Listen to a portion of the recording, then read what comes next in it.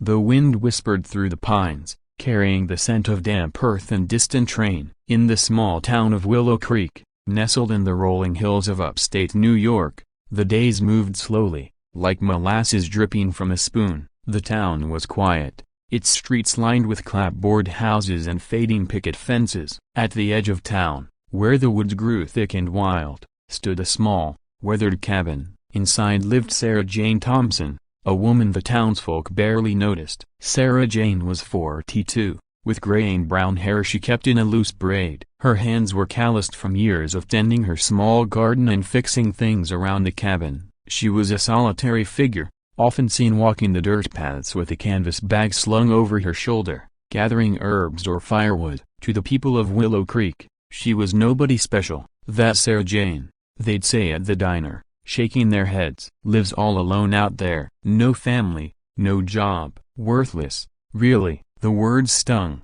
Though Sarah Jane never let on, she'd heard them all her life, ever since she was a quiet girl who preferred books to people. Her cabin was simple but warm. A wood stove crackled in the corner, casting a soft glow across the room. Shelves lined the walls, filled with jars of dried herbs, old novels, and a few photographs faded by time. At night, Sarah Jane sat by the window, sipping chamomile tea, listening to the crickets. She didn't mind the solitude. It gave her space to think, to remember. But there was a weight in her chest, a quiet ache. The townsfolk's words echoed in her mind, mingling with memories of her father, who'd called her useless when she was a child. She'd tried so hard to prove him wrong, but some wounds never fully healed. Each morning, Sarah Jane walked to the town's general store to pick up supplies. The bell above the door jingled as she stepped inside, her boots scuffing the worn wooden floor. Mrs. Carter, the store's owner,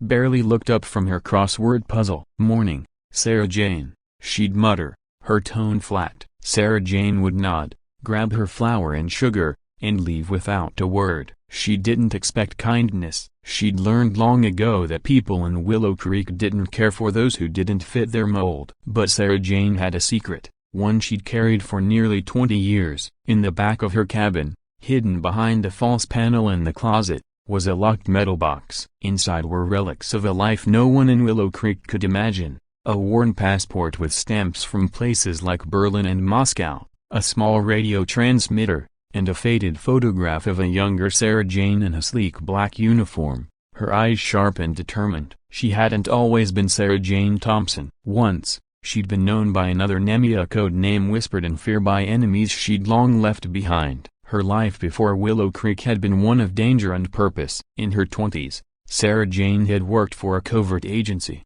a shadow operative trained in espionage and sabotage. Her code name was Sparrow, a nod to her ability to blend in, to go unnoticed until it was too late. She dismantled criminal networks, intercepted secrets, and saved lives all without leaving a trace. But the work took its toll. After a mission went wrong, leaving her partner dead and her heart heavy with guilt, she walked away. She chose Willow Creek for its quiet, hoping to bury Sparrow and start anew as Sarah Jane. For years, she'd succeeded. The townsfolk's dismissal of her as worthless was a shield, keeping her past hidden. She tended her garden, read her books, and kept to herself. But the past has a way of finding you, no matter how far you run. One crisp autumn evening, as the sun dipped below the hills, Sarah Jane sat by her wood stove, knitting a scarf. The wind outside howled, rattling the windows. She paused, her needles still, listening.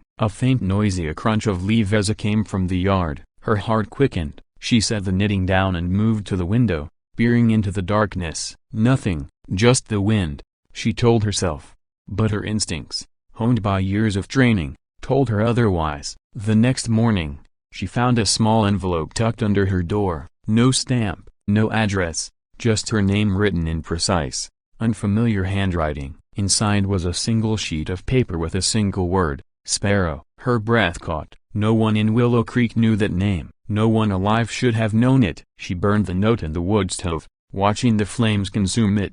But the unease lingered. Days passed, and the air in Willow Creek grew heavier. Strangers appeared in tawny men in dark coats who spoke little and watched too closely. They lingered at the diner, their eyes scanning the room. Sarah Jane noticed them on her walks to the store, their gazes lingering on her a moment too long. She kept her head down, her heart pounding. The past was catching up, and she wasn't sure she was ready to face it. One night, as a storm rolled in, thunder rumbling in the distance, a knock came at her door. Sarah Jane froze, her hand on the poker by the stove. She hadn't had a visitor in years. Slowly, she approached the door, peering through the peephole. A man stood there, rain dripping from his coat, his face half hidden by a hood. "Sarah Jane," he said, his voice low but clear, "we need Sparrow." She opened the door just a crack, her grip tight on the poker. "You've got the wrong person," she said, her voice steady despite the fear curling in her chest. The man pushed back his hood, revealing a weathered face and sharp blue eyes. "I don't think so," he said. "I'm Agent Carter. Agency needs you. One last job." Sarah Jane's mind raced. The agency, she'd thought they'd forgotten her, left her to her quiet life. "I'm done with that," she said, starting to close the door. Carter held up a hand.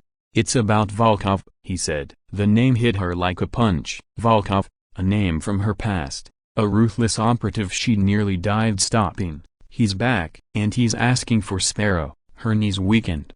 She stepped back, letting Carter inside. The storm raged outside, rain pelting the windows. Carter explained, Volkov had resurfaced, leading a new network targeting critical infrastructure. The agency had intercepted chatter Volkov wanted Sparrow, believing she was the only one who could match him. "You're the best we ever had," Carter said. "We need you to stop him." Sarah Jane stared at the fire, the weight of her old life pressing down. She thought of Willow Creek, of the townsfolk who called her worthless. She thought of her garden, her quiet nights, but she also thought of the lives she'd saved as Sparrow, the purpose that had once driven her. "One job," she said finally. "Then I'm done." The next week was a blur of preparation. Carter brought equipment to encrypted radios, a sleek handgun, a new passport. Sarah Jane trained in secret, her body remembering moves she'd thought forgotten. Her hands, once soft from gardening, grew steady again with a weapon. She felt Sparrow stirring inside her,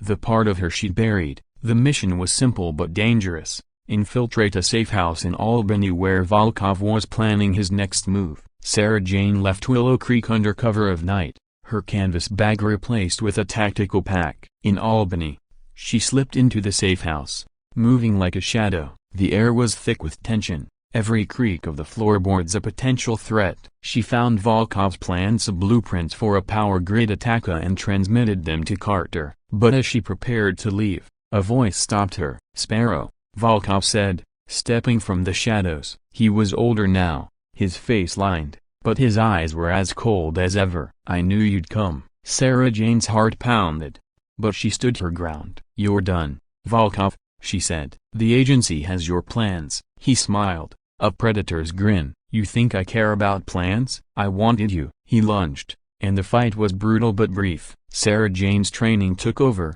her movements precise. She disarmed him, pinning him to the floor just as agency operatives burst in. Back in Willow Creek, the air felt lighter. The mission was a success. Volkov was in custody, his network dismantled. Sarah Jane returned to her cabin, her secret safe once more. But something had changed. The townsfolk noticed her now. Maybe it was the way she carried herself, a quiet confidence they hadn't seen before. Mrs. Carter at the store smiled one morning, handing her a bag of apples. "You're looking well, Sarah Jane," she said, her tone warm. For the first time, Sarah Jane smiled back. She sat by her wood stove that night, the scarf she'd been knitting draped over her lap. The ache in her chest was still there, but it was softer now, tempered by a new truth. She wasn't worthless. She never had been. The townsfolk didn't know her story, and they didn't need to. She'd saved lives, stopped a threat, and found peace in her quiet cabin. Sparrow was part of her,